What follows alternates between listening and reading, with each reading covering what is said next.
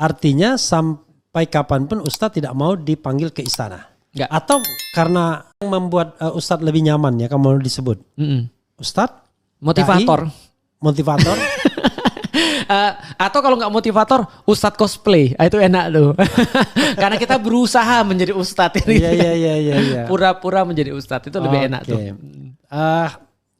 Tapi begini, Ustadz ya,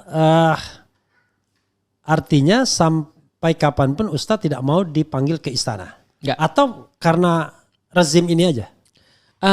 Sampai kapanpun tidak boleh harusnya. Oh harus, oke. Itu biar objektif ya. Harusnya tidak boleh. Kalau misalnya didatangi?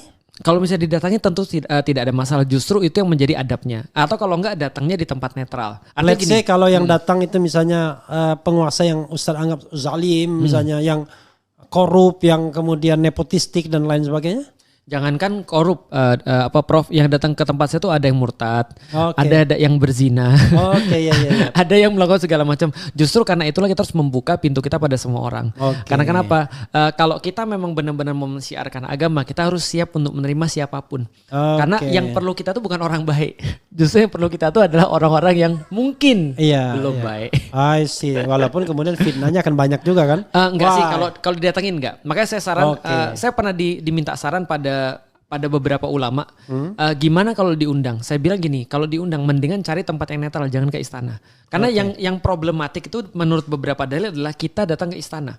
Karena yang mereka punya kan dunia. Kalau kita datang ke sana, kita kayaknya seolah-olah minta dunia. Iya, silau dengan dunia ya. Betul. Satu-satunya record hadis ketika ulama datang ke penguasa adalah menyampaikan kebenaran, menasehati. Oke. Bukan kemudian untuk di situ untuk berasik masuk dan segala macamnya. Atau untuk stay di sana. Untuk stay, enggak. Nah, artinya coba cari tempat netral yang itu bisa membuat orang tuh tidak menjadi fitnah. Jadi memang datang sana untuk menasehatin. Atau dia yang datang ke majelis seperti yang dilakukan oleh Harun al-Rasyid itu. Iya. Atau Umar bin Abdul Aziz.